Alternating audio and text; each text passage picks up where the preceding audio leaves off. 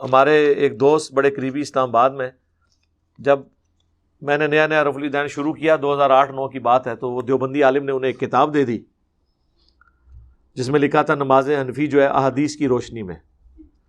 Start میں انہوں نے لکھا کہ مالک بن حویرث روایت کرتے ہیں کہ نبی علیہ السلام جب نماز شروع کرتے تو دونوں ہاتھ کانوں تک اٹھاتے۔ انہوں نے کہا ہم بھی کانوں تک اس لیے اٹھاتے ہیں، کانوں اور کندھوں ایک ہی چیز ہے، ہتھیلیاں کندھوں کے برابر آتی ہیں، انگلیاں کانوں کے برابر، یہ ایسے ہے، ہم بھی کانوں تک ہی اٹھاتے ہیں۔ یہ چھوٹی سی کتاب پکڑا دی، وہ لے کے میرے پاس آ گئے۔ ہم تو انتظار میں ہوتے ہیں کہ جو مولوی آپ کو بات بتائے گا وہی بات اس کے گاٹے فٹ ہوگی۔ پہلی حدیث یہ لکھی ہوئی تھی، میں نے اسے کہا کہ یہ پہلی حدیث آدھی لکھی ہوئی ہے، اس کے آگے لکھا ہوا ہے کہ جب رکوع میں جاتے تو بھی کانوں تک ہاتھ اٹھاتے، اور جب رکوع سے سر اٹھاتے تو بھی کانوں تک ہاتھ اٹھاتے۔ وہ کہتا ہے علی بھائی یہ کیسے ہو سکتا ہے؟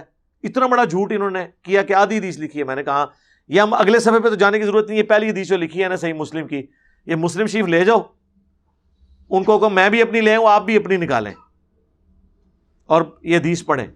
واقعی حدیث پوری نکل آئی۔ اس نے کہا جی اب میں آگے اڑ کے کتاب پڑھنی ہے، ٹاٹا، رفع الیدین شروع کر دیا۔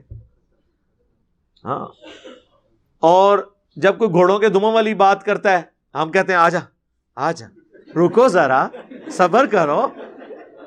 ہاں، ہم کہتے ہیں آؤ، یہ دیکھو، یہ تو اس میں الفاظ ہیں زانوں پہ ہاتھ رکھے ہوئے ہوتے تھے، جابر بن سمورہ والی حدیث، اور دائیں بائیں وہ سلام پھیرتے ہوئے ہاتھ اٹھاتے تھے۔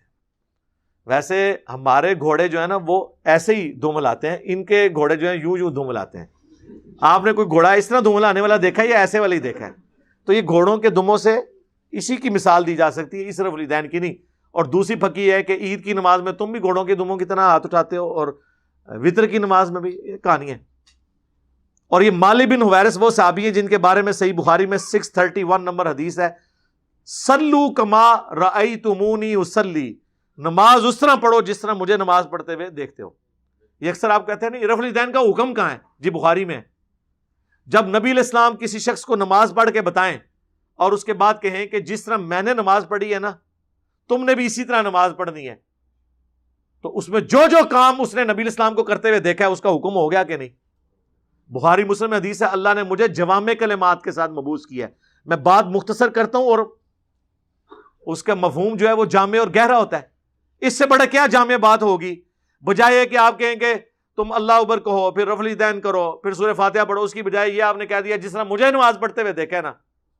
تو یہ بخاری میں ہے۔ مالک بن حویرث سے ہی صحیح بخاری میں ہے کہ وہ غزوہ تبوک کے موقع پر نبی علیہ السلام کو 20 نوجوان ملنے کے لیے آئے حضور کی وفات سے چند مہینے پہلے، اور انہیں رفع الیدین سے نماز پڑھتے ہوئے دیکھا، اور واپسی پہ حضور نے کہا صلو کما رأیتمونی اصلی، وہی 631 نمبر حدیث۔ اور مالک بن حویرث ہی صحیح مسلم میں یہ حدیث روایت کر رہے ہیں کہ نبی علیہ السلام کو میں نے دیکھا جب نماز شروع کرتے کانوں تک ہاتھ اٹھاتے، جب رکوع میں جاتے تو کانوں تک ہاتھ اٹھاتے، اور جب رکوع سے سر اٹھاتے تو کانوں تک ہاتھ اٹھاتے۔ کلیئر ہو گیا؟ اور مالک بن حویرث کے بارے میں صحیح بخاری میں آتا ہے کہ وہ تابعین کو ملنے گئے اور کہا میں نے ابھی نماز نہیں پڑھنی تھی، میرا ارادہ نہیں تھا، کیونکہ یہ موقع نہیں تھا نماز کا، نفلی نماز میں نے اس لیے پڑھ کے بتائی تاکہ تمہیں بتاؤں کہ نماز پڑھنے کا طریقہ کیا ہے۔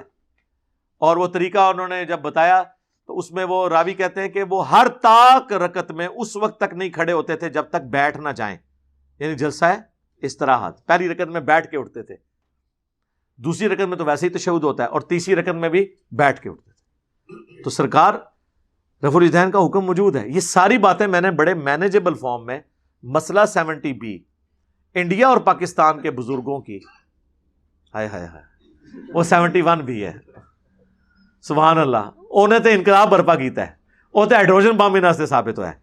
70B رفع الیدین سے متعلق فرقہ وارانہ نظریات کا تحقیقی جائزہ، اور 71B اس سے اگلا ورژن، اگر کوئی رفع الیدین نہیں بنتا او دے ہستے، انڈیا اور پاکستان کے بزرگوں کی 19 گستاخانہ عبارات کا تحقیقی جائزہ۔